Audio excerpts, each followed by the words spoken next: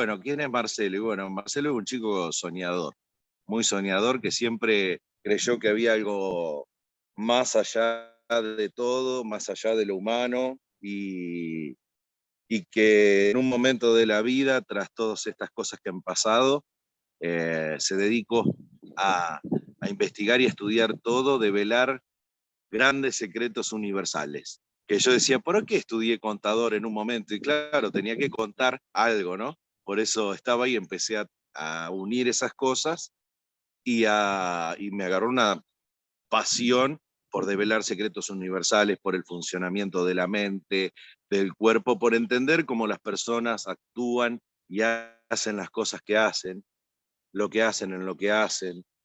Y así empezó todo un camino y un recorrido que de grande hoy es algo que ejerzo con mucha pasión, enseñando metodologías, y no por casualidad, o sí, mucha casualidad, fue que 42 años después, yo hace 20 años que investigo todo esto, capaz que porque no podía investigar nada sobre mi historia, investigué sobre el universo y el comportamiento del ser humano y lo divino a través de neurociencias, metafísica, física cuántica y otros, que sigo siendo contador todavía con estudio contable en la ciudad de Chacabuco, pero me dedico también a esto, a ayudar a las personas en un recorrido, a vivir más livianos.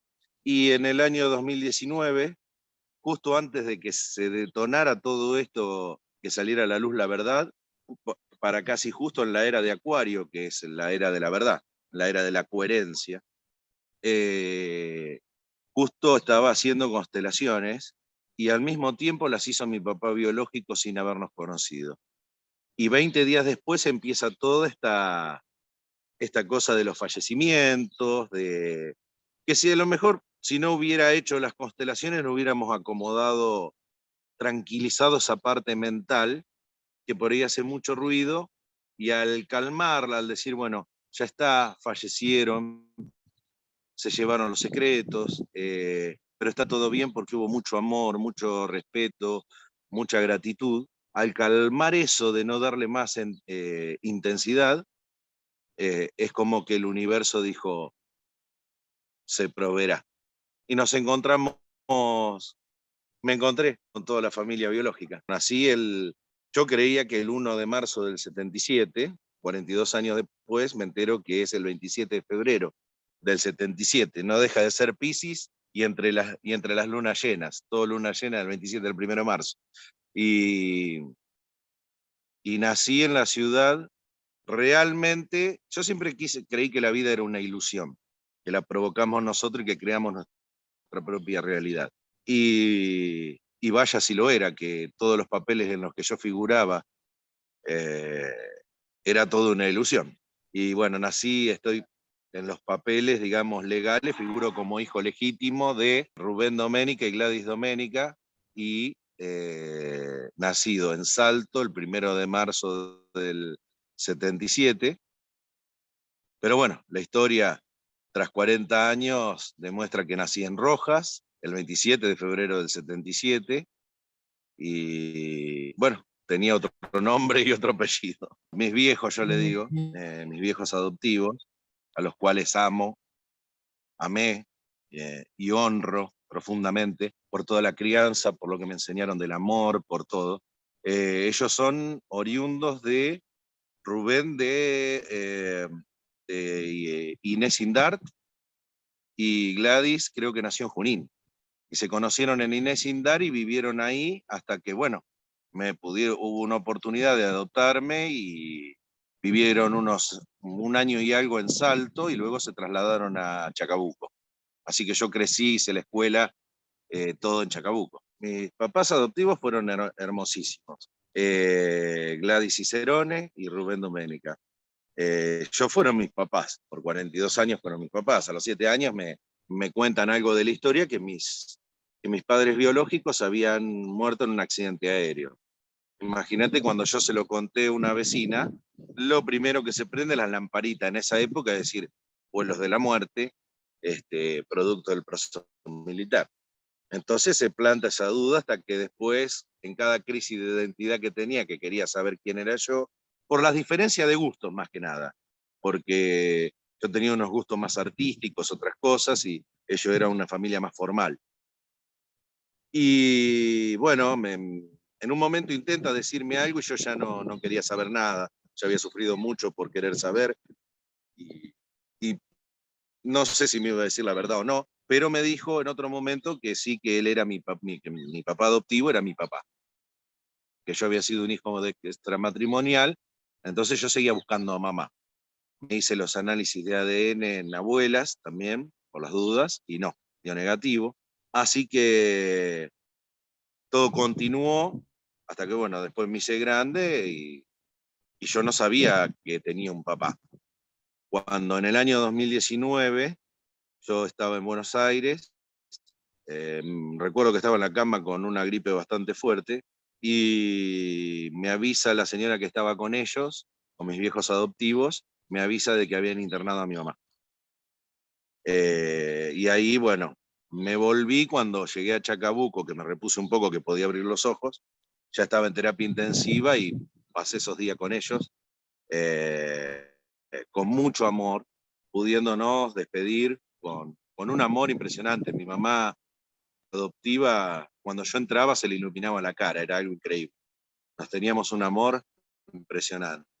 Y después con mi viejo también, que sorpresivamente, ella un 16 de septiembre a las 11:30 de la mañana, justo que voy a una farmacia a buscar medicación para ellos, me avisa Edu que habían llamado del hospital y que había fallecido. Entonces vuelvo a casa y lo primero que hicimos, bueno, ver controles médicos para mi viejo porque estaba medio exaltado. Estaba todo bien, no quiso ir al velorio porque dice, prefiero recordarla como la última vez que la vi en el hospital, y nos fuimos eh, bueno, para armar todo esto, que vinieron la familia, todos.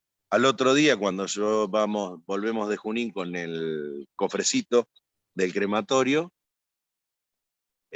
bueno, comimos, me acuerdo que mi viejo no quiso comer, se sentía mal del estómago y le digo, bueno, espera que abra una farmacia y voy a buscarte unas pastillas. No quiso ir al médico y cuando fuimos a buscar las pastillas, cuando volvimos, estaba todo herméticamente cerrado, cosa que nunca en la casa, siempre estaban los ventanales altos, eh, todo apagado.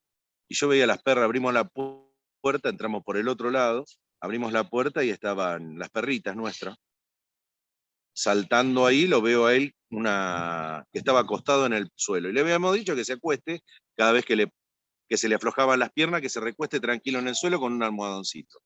Que cuando llegara alguien lo levantáramos, si es que no estaba ni la señora o algún enfermero, que esperara.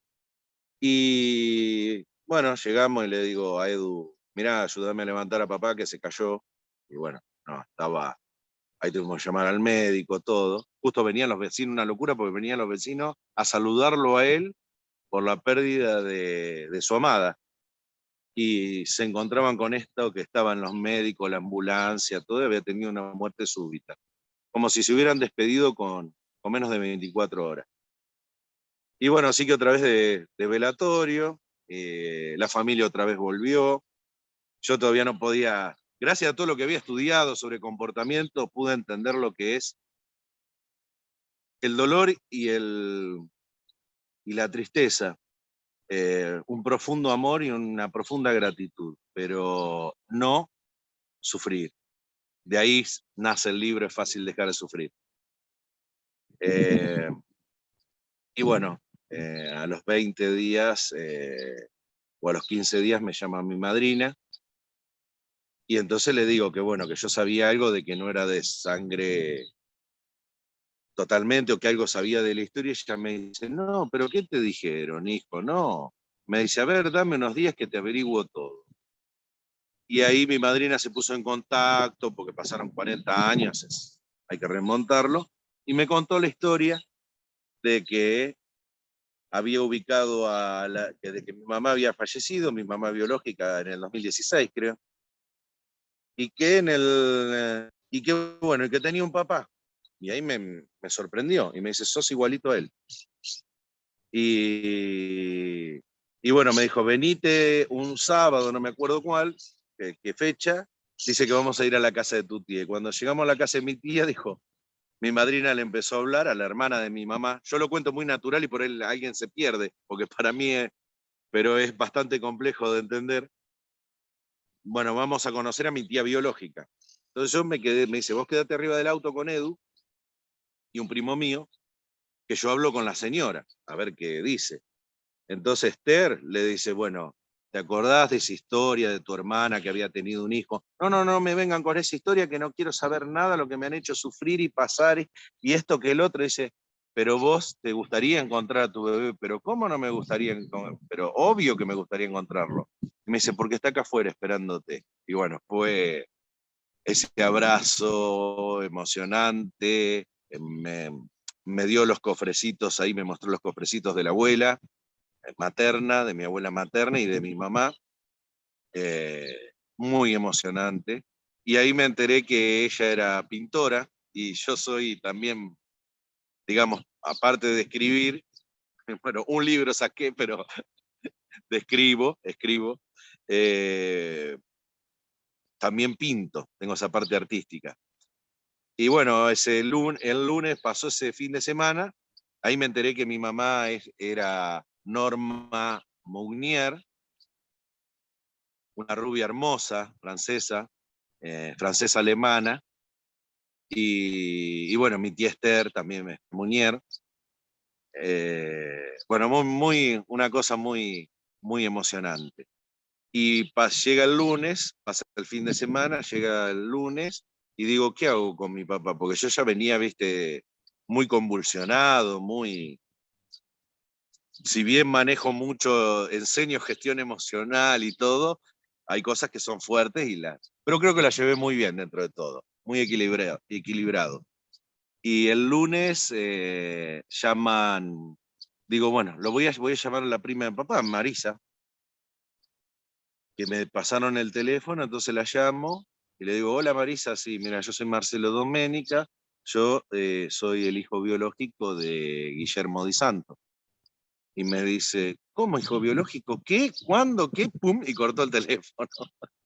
Y ahí le mando un mensaje a Edu que se había vuelto a Buenos Aires, yo estaba en Chacabuco porque la casa de mi viejo había quedado sola.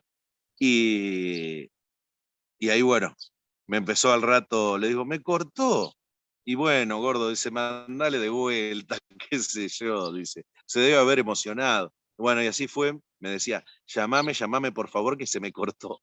Y ahí me puso en contacto con mi papá e hicimos una videollamada. Y pasó algo muy loco que cuando me mostraron la foto de mamá pude verme. Mostraron la foto de mamá de chiquita, mi tía me mostró todas las fotos. Y después, cuando vi a mi papá fue tremendo. O sea, ahí nos pusimos a llorar, Guille me dice, vamos a hacer una videollamada si nos vemos, porque tenemos 300 kilómetros y pico de distancia. Y ahí empezó todo y después de una elección, que no recuerdo cuál era, del 2019, al otro día de una elección se fue para Chacabuco a verme. Y ahí nos encontramos, estuvimos 24 horas juntos y después se volvió ese lunes mismo a la noche o a las 12, 1 de la mañana se volvió para Santa Fe. Y ahí continuamos y cuando nos vimos pasó algo extraño. Lo amé, lo comprendí, todo y vos sabés que no hubo ningún reclamo, porque también considero que las personas hacen las cosas que hacen, el otro hace lo que hace. Y no lo podemos juzgar porque el otro tiene su historia, em, sus repeticiones históricas, su genética, y el otro es tan otro, como yo soy tan yo, que dije, no hay nada que juzgar, pasó lo que tuvo que pasar. Y más, es imposible juzgar hoy algo que pasó en el 77. Yo no podría enojarme ni con mamá, que primero me habían dicho que me habían regalado todo eso, y uno dice, ¿qué pudo haber pasado por la cabeza de una niña embarazada que soñaba tener un hijo? junto con mi papá cuando estaban de novios. Y, y la llenada de cabeza por parte de un padrastro que no quería, una abuela que no quería, o que querían entregarlo al niño, y era otra época, era otra historia, y capaz que a mi mamá hubo miedos por el sentido de pérdida del árbol genealógico o de salida de la tribu, y no podría juzgar esas historias. Y mi papá es igual. Tenían un plan armado porque se habían enterado que era posiblemente que no me quisieran y me quisieran entregar o vender, o no sabían ellos. Entonces habían armado un plan de escaparse a una estancia, no sé si de una estancia de un apellido muy conocido, creo que Alza, Gonzue, habían armado un plancito entre ellos, encontrarse ahí, sacar el bebé de la clínica, del hospital de Rojas, y mi madrina cuenta que cuando llegó para llevarme, la encontró el padrastro y la cagó a palo. Y le dijo: ¿qué haces acá? A mi papá ya no se podía ver mucho con mi mamá, entonces cuando podían verse, porque él se había ido a estudiar de Arroyo Dulce, se había ido a estudiar a Rosario, y mi mamá creo que se había mudado a Rojas, de Arroyo Dulce. Y ahí se había ido a Rosario, y bueno, venía cada tanto y le acariciaba la panza, pensaba en el nombre, me hablaban, sin saber que se iba a venir todo esto, pero algo por ahí sospecharon, sobre todo mi tía. Cuando armaron este plan de escape, bueno, la tía no pudo, y papá calculó la fecha, como era muy joven mi mamá, habré nacido unos días antes, y él llegó a buscarme y ya no estaba. Y se volvió a Rosario, y bueno, previamente cuando le preguntó a mi mamá, dijo: ¿qué pasó? ¿Por qué no está? Le dijo: me lo sacaron. Y mi papá se fue de ahí llorando, dice que 3 días volvió a la pensión donde estudiaba en Rosario, y se volvió en el tren llorando, porque antes, decía, no se podían hablar por teléfono, no había celulares, no podías llamar por teléfono a la casa donde te habían amenazado que si aparecías. Viste, la manera de verse era a través de un contacto y encontrarse escondida. Y bueno, y de ahí no se vieron más hasta un año después, que yo tenía un año. Dice que se encontraron mi papá y mi mamá en el boliche, y mi mamá le dijo: hoy cumple un año nuestro bebé, y dice que se abrazaron, lloraron, y de ahí no se vieron nunca más. Pero mi papá siguió volviendo cada año con un bolsito para emprender una búsqueda. Pero le tiraban, de algunos conocidos familiares, le tiraban otro nombre, porque yo me iba a llamar Mariano, y bueno, me cambiaron el nombre ahí, le dieron otro apellido, entonces tanto mi tía como mi papá en la facultad no le daban datos, no sabían dónde estaba, y estaba muy cerca, porque yo de chiquito jugaba al lado de donde vivía mi mamá. Y muy probablemente, seguro que me ha visto o la he visto. Y es muy probable también de que ella supiera que era yo, o no, y que sus miedos y decir: no, esta historia ya está, ese convencimiento que te meten en la cabeza. De hecho, ninguno más en la familia tuvo hijos, ni mi mamá ni mi tía. Yo tuve una infancia muy feliz, una adolescencia muy alegre, muy feliz. Luego estaban estos episodios de querer saber de mamá, de exigirle a mi viejo adoptivo que me diga quién es mi mamá. eh, y todo eso creo que me fue construyendo hasta que en un momento comprendí que cada cual tiene sus motivos, y que si ese era un secreto y que si había funcionado para la familia, que había habido amor, había habido cariño, una crianza ejemplar, eh, hay que honrarlo al secreto. Y cuando decidí en ese momento honrar el secreto, fue que se vino un sueño premonitorio tremendo, que lo hablé, justo estaba estudiando constelaciones, e hice una constelación importante, muy liberadora. Este sueño premonitorio, bueno, hablaba más o menos de lo que iba a pasar, como que hablaba de lo viejo y que estabas en un lugar que no era tuyo, para encontrarte en la luz propia tuya. Como que se iba una familia y se venía otra familia. En ese sueño está mi mamá adoptiva, que se había suicidado, mi papá adoptivo, que había querido quedarse con ella, eh, junto con fantasmas del pasado, ¿no? Como zombies eran.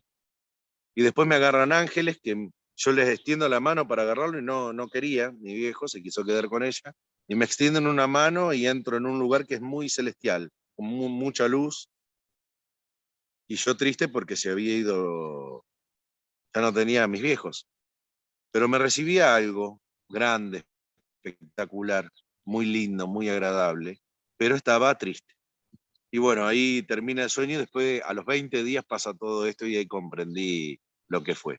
Y lo que soy hoy no podría hacerlo si no hubiera sido la historia como fue. El honrar ese secreto fue liberarlo. Al liberarlo de la mente, la verdad salió a la luz.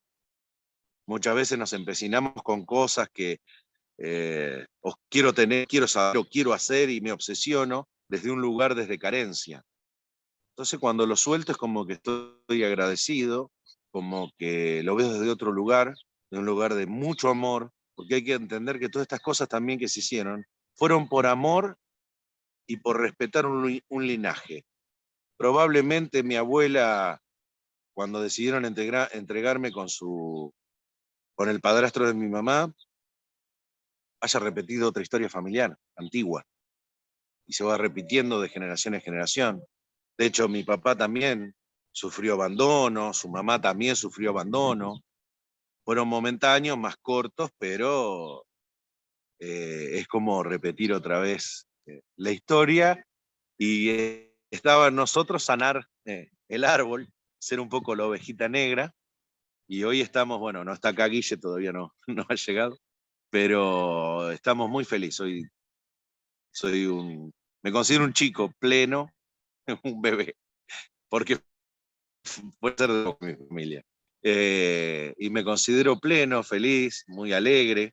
Algunos berrinches hay por ahí, pero me divierto mucho, disfruto mucho.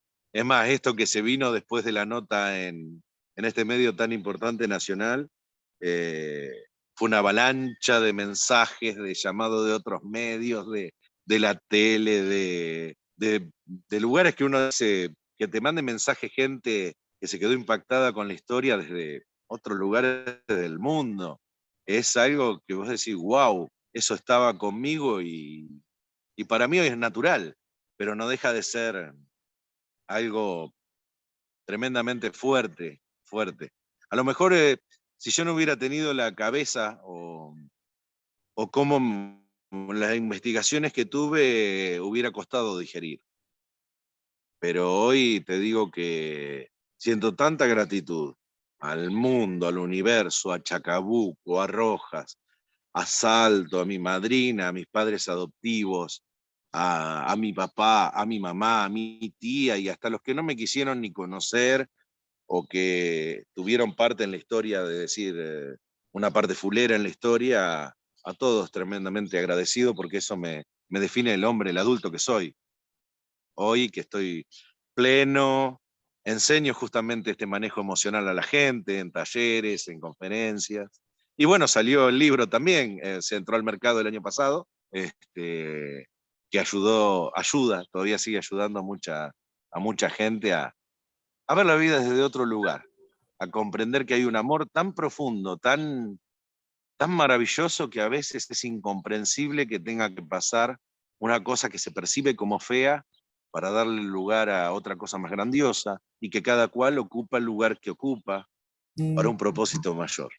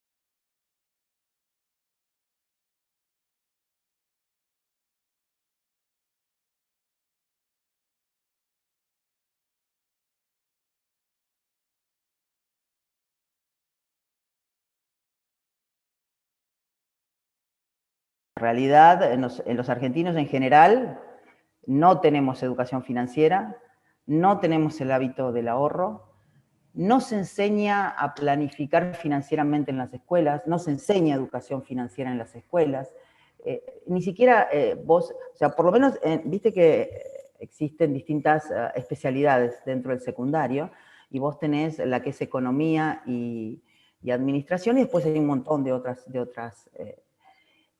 especialidades. Y vos, por ejemplo, no te enseñan lo que es un cheque, no te enseñan lo que es un pagaré, lo que es un recibo de sueldo, lo que son cargas sociales. O sea, realmente hay una deficiencia en cuanto al conocimiento del manejo financiero que asusta un poco. O sea, los chicos salen del secundario con el título secundario y no saben ni siquiera cómo tienen que hay una cuenta corriente y una caja de ahorro y un plazo fijo y el plazo fijo UVA y un montón de cosas más, que realmente se podría aprovechar ese tiempo en el secundario y usarlo.